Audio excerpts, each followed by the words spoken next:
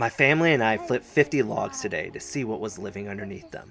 Logs provide a perfect habitat for a wide variety of creatures, since it stays cool and damp and protects them from predators. To increase our chances of finding some cool creatures, we explored two different areas. The first was this long woodland trail that ran beside a creek bed in the middle of the woods. And here's everything that we found. Under the first log, we got lucky and we found a western slimy salamander. This is the first time we've ever come across one of these, so it was pretty cool to see it. Then, under the next log, we found another slimy salamander. Can I find that? We later found out that you can usually find these creatures along damp, wooded hillsides. And my kid found a geode too. Under the next log, we found nothing. And then, nothing. And nothing. And we were back to nothing. But under the seventh log, we found a southern redback salamander. This is one of the most common species you can find in the central Ozark area. And as you can guess, it gets its name from the colorful red marking on its back. Then under the next log, there was a whole lot of nothing.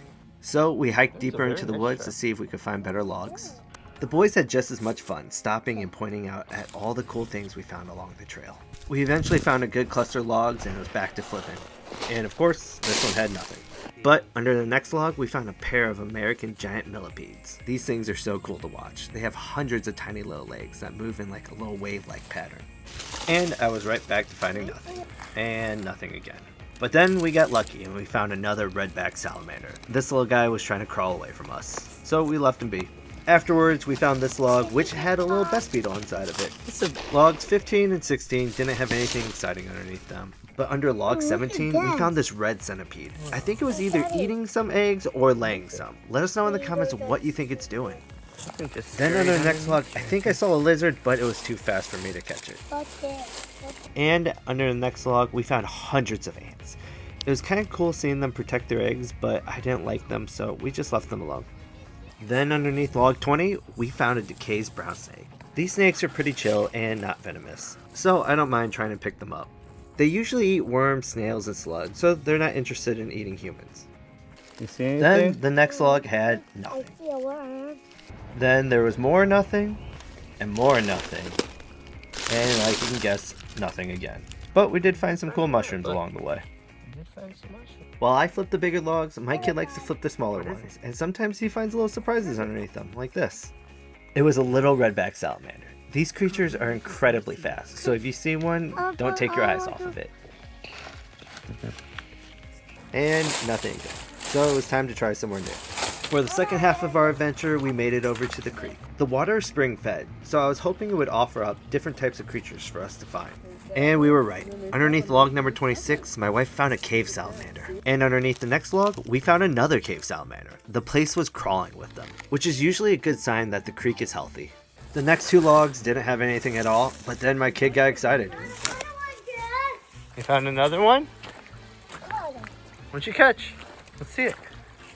Wow. Even though he found it underneath a rock, we'll count it. Hey guys, the one I caught it. And I was back to nothing. But my wife's luckier than me, and she found another cave salamander. Since this type of salamander breathes through its skin, we tend to leave it alone unless our hands are wet. Then under the next log, we found our fourth salamander species. It's an eastern long-tailed salamander. They look a lot like the cave salamanders, but these are more yellow in color, and have prominent vertical bar markings on their tails. Off you go, little buddy. Since we were finding so many cave and long-tailed salamanders, we decided to change it up a bit. We wanted to see what was hiding underneath all the little logs in the creek. It took a few logs before we finally found something crazy hiding in the water. I think we might have finally found an elf stage. What stage? Oh, they're like little ones. Do you see them in there? Here, hold on, hold on.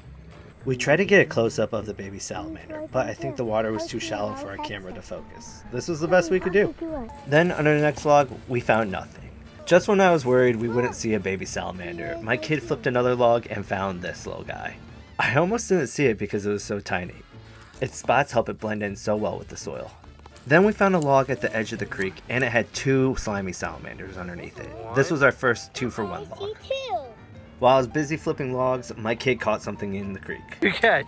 Big crawdad. Holy, oh, a big crawdad. I thought you said a big one, Dad. I was And that's the end of our adventure. We found a ton of cool creatures hiding out here in this forest. So if you want to see what other creatures we find, join us next time on... It's a boy!